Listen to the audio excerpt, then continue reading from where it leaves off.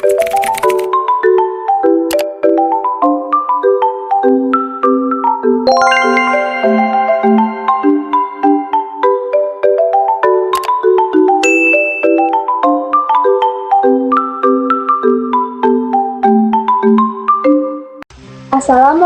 warahmatullahi wabarakatuh. Kembali lagi dengan saya Rania Harita dari kelas 11 TKJ 1 dari SMKN 1 Majalengka. Kali ini saya akan membahas materi selanjutnya yang ke-12, yakni mengenai VPN tunneling.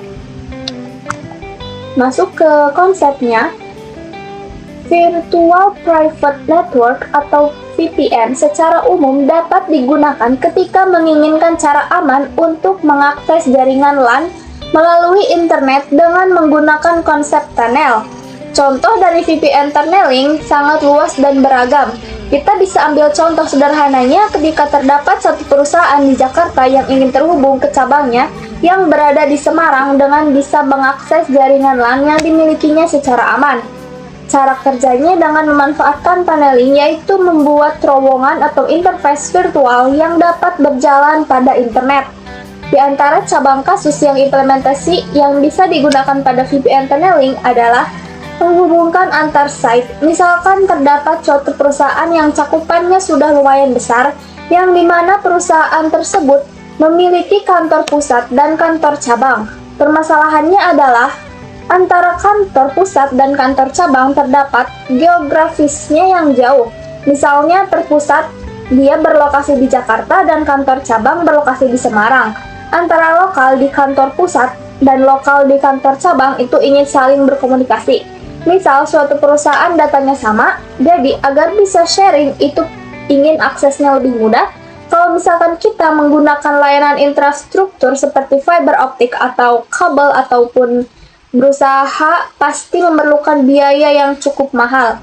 Oleh karena itu, pada perusahaan tersebut bisa menggunakan yang namanya fitur VPN tunneling. Jadi antara kantor pusat dengan kantor cabang itu terkoneksi dengan interface virtual yang namanya tunnel. Nah, tunnel itu disebut dengan terowongan.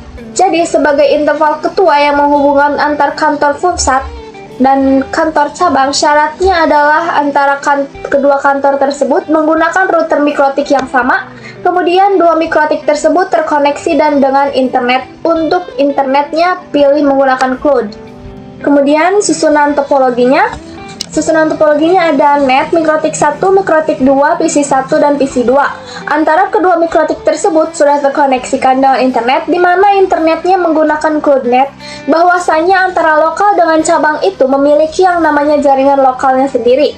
Hubungkan PVC 2 dengan mikrotik cabang, kemudian PVC 1 dengan mikrotik pusat, jadi grossnya antara kantor pusat dengan cabang bisa saling sharing data. Implementasinya antara router pusat dengan router cabang itu dia tidak langsung terkoneksi dan dengan kabel. Jadi terkoneksinya dengan interface yang namanya tunnel. Kemudian setting hostname, caranya untuk mikrotik pertama dengan nama router pusat dan untuk mikrotik kedua dengan nama router cabang. Sebelum ke Winbox, kita harus menggunakan routing terlebih dahulu antara PC dengan VNetLab kita agar keduanya bisa saling terkoneksi. Buka command prompt-nya, lakukan routing antara PC dengan VNetLab-nya. Klik Run as Administrator, kemudian lakukan routing. Untuk perintahnya bisa menggunakan root add. Kemudian definisikan network pada VNetLab. Nah, apa yang dimaksud dengan network VNetLab itu? Jadi untuk netnya itu, untuk cloud-nya ini menggunakan cloudnet, dan cloudnet itu menggunakan IP kelas A yang definisinya 10.0.137.0. Subnet max-nya yakni 255.255.255.0. Gateway yang dimasukkan di VNetLab-nya sesuaikan dengan VNetLab masing-masing. Lalu buka aplikasi Winbox, coba hubungkan antara mikrotiknya dengan aplikasi Winbox. Cek terlebih dahulu mikrotik yang pertama dapat IP address berapa yang dari konfigurasi WAN-nya, yaitu kalau misalkan mikrotik terhubung ke internet itu namanya konfigurasi WAN. Konfigurasi WAN itu IP-nya bisa secara DHCP ataupun manual. Langkah-langkahnya login terlebih dahulu, ketik admin kemudian enter. Lalu passwordnya kosongkan saja, lalu enter lagi, kemudian ketik N lalu enter, lalu ctrl plus C enter. Cek cek IP address-nya, ketik IP address print, kemudian enter. Lalu cek mikrotik kedua sama kayak mikrotik yang pertama. Langsung koneksikan dengan aplikasi Winbox, kemudian connect ke mikrotik yang pertama. Pastikan untuk roman agentnya kosong, lalu klik connect. Lalu koneksikan dengan mikrotik yang kedua, sama caranya dengan yang pertama. Untuk mikrotik yang pertama, setting hostname-nya dengan nama router pusat, klik menu sistem, lalu ke identity dan ganti namanya dengan router pusat, apply lalu OK. Untuk mikrotik yang kedua, setting hostname-nya dengan nama router cabang, klik menu sistem, karaoke identity dan ganti namanya dengan router cabang, apply lalu OK. Jadi untuk hostname-nya sudah terganti, kita ganti deskripsinya juga. Implementasikan untuk router yang pusat, caranya matikan DHCP client, kemudian pergi ke menu IP, lalu ke DHCP client, kemudian untuk bagian router, pastikan tidak ada yang mengarah ke internet. Kemudian untuk DNS-nya kosong, kita coba masuk ke mikrotik pertama dengan IP sudah tidak ada. Jadi bisa kita lakukan konfigurasi lagi. Kemudian klik dua kali pada router mikrotik pertama, ketik IP root print atau kosong, lalu ketik IP DNS print kosong, klik IP address print kosong juga. Langsung saja implementasikan yang pertama, penambahan parameter IP address yang mengarah di internet yaitu di address 1, kemudian klik IP address, lalu add address-nya 10.0.136.146/24. Sebenarnya itu bebas, interface-nya address 1 lalu enter. Lalu klik IP address print, kemudian enter. Kemudian masuk pada IP root untuk melakukan parameter gateway. Ketik IP root, kemudian print lalu enter. Kemudian tambahkan gateway yang mengarah ke internet, ketik IP root, add gateway. Lihat IP dari net, bisa lihat di VMware. Kemudian masuk pada bagian DNS, ketik IP DNS set server, yakni 8.8.8.8 lalu enter. Ketik IP DNS print lalu enter. Kalau sudah terisi, coba kita koneksikan dengan internet. Ketik ping 8.8.8.8 lalu enter. Coba yang menggunakan domain, ketik ping google.com lalu enter. Lakukan hal yang sama pada router cabang. Kemudian ada jenis-jenis VPN tunneling. Yang pertama ada EOIP, yang kedua TTP atau TPTP, yang ketiga L2TP, 4 TPP-PoE. Konfigurasi EOIP. EOIP yakni Ethernet over IP, adalah protokol pada mikrotik router OS yang berfaedah untuk membangun ke sebuah network tunnel antar mikrotik router di atas sebuah koneksi TCP IP. EOIP merupakan protokol proprietary mikrotik support terhitung di Linux namun wajib di-compile manual. Maka untuk memanfaatkan fitur ini, router di head office dan router di branch office wajib menggunakan router mikrotik. Untuk membangun tunnel, kedua kantor, baik kantor cabang maupun kantor pusat, mesti terkoneksi ke internet. EOIP tunnel yaitu menghubungkan antar site yang dimana antar site itu harus memiliki network yang sama. Lalu interface, kemudian add, lalu EOIP tunnel. Untuk konfigurasi EOIP tunneling, yaitu buka pada Winbox router pusat kita, lalu klik menu interface, lalu klik tambah, lalu cari EOIP tunnel. Untuk name-nya, saya namakan EOIP tunnel to cabang. Remote address-nya ketikkan IP address router cabang. Untuk tunnel ID-nya yaitu 25 lalu apply dan OK. Nah, di sini belum terdapat tanda R-nya yang biasa dikenal dengan running karena kita belum menambahkan pada router cabang. Buka Winbox pada router cabang, buka menu interface, kemudian tambahkan lalu cari EOIP tunneling. Untuk name-nya saya namakan EOIP tunnel to pusat. Remote address-nya ketikkan IP address pada router pusat. Tunnel ID-nya 25. Nah, di sini sudah berhasil ada tanda running atau R. Nah, di sini kita coba ping dari router cabang ke router pusat. Buka menu Winbox router pusat, kemudian ping IP dari router cabang. Nah, setelah itu sudah bisa. Kemudian ada PPP, Point-to-Point Protocol, digunakan untuk membangun tunnel atau koneksi langsung antar dua lokasi yang berbeda melalui internet. PPP dapat menyediakan autentikasi koneksi, enkripsi, dan kompresi. Router OS mendukung berbagai tunnel PPP seperti PPPoE, SSTP, L2TP, PPTP, dan lain sebagainya.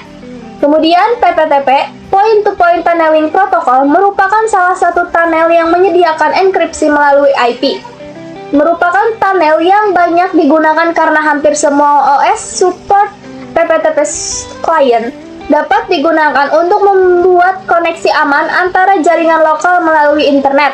Router OS mendukung PPTP client dan PPTP server. PPTP menggunakan port TCP 1723 dan IP protokol 47GRE, Generic Routing Encapsulation. NAT helpers digunakan untuk mendukung PPTP di jaringan NAT. Kemudian konfigurasi PPTP. Untuk PPTP bekerja layaknya klien dan server. Untuk yang sisi server misalnya saya contohkan di router pusat, dan untuk sisi kliennya saya contohkan di router cabang. Karena PPTP bekerja layaknya server dan klien, maka harus dikonfigurasikan terlebih dahulu.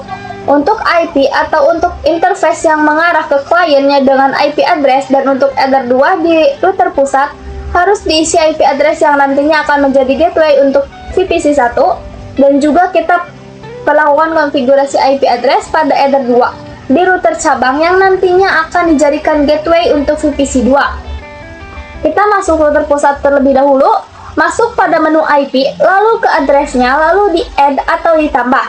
Untuk Ether 2 yang ada di router pusat, saya coba definisikan 192.168.1.1/24. Interface-nya Ether 2 karena mengarah ke klien, lalu klik apply dan OK. Kemudian coba setting pada router pusat, yaitu DHCP server, sehingga nanti VPC mendapatkan IP secara otomatis, yaitu nanti di request sebagai DHCP klien.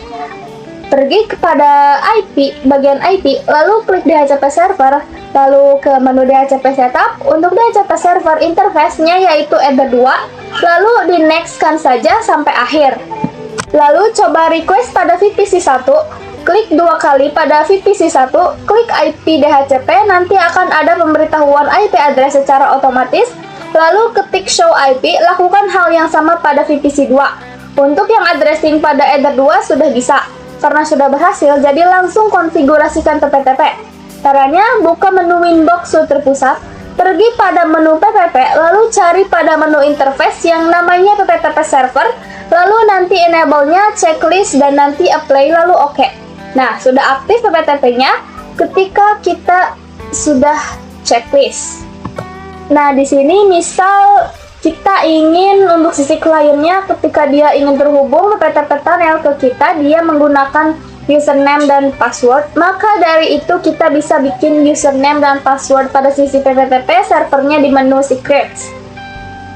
Ke menu secrets, klik add atau tambah, name-nya bebas, misal PPTP strip nama kita, untuk passwordnya misal 123, untuk service-nya kalian pilih PPTP, untuk local address-nya itu adalah IP pada interface tunnel, itu servernya, misal saya kasih IP address-nya 10.10.10.1. Untuk remote address-nya didefinisikan pada router cabang, misal saya kasih IP address-nya 10.10.10.2. Lalu apply dan OK. Setelah berhasil konfigurasi PPTP server, kita coba PPTP client pada sisi router cabang. Caranya, pergi pada menu PPP, lalu pergi pada menu interface, klik add. Jika add-nya pilih yang namanya PPTP client. Untuk sisi generalnya, biarkan saja PPTP out 1.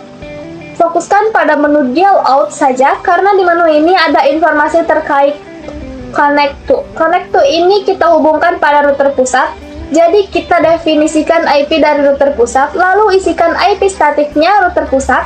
Untuk username dan passwordnya masukkan yang sudah kita buat pada DHCP server, lalu apply dan OK. Nanti akan ada informasi R, berarti itu sudah berjalan. Kalau misalkan sudah berjalan, kita bisa cek ke menu IP, lalu ke addressnya, nanti akan terdaftar IP address tunnelnya. Lalu L2TP, salah satu service VPN yang terdapat di MikroTik adalah L2TP Layer 2 Tunneling Protocol, di mana L2TP merupakan pengembangan dari PPTP ditambah L2F, Network Security Protocol, dan enkripsi yang digunakan untuk autentikasi sama dengan PPTP. Akan tetapi untuk melakukan komunikasi L2TP menggunakan UDP port 1701 biasanya untuk keamanan yang lebih baik. L2TP dikombinasikan dengan IPsec menjadi L2TP atau IPsec.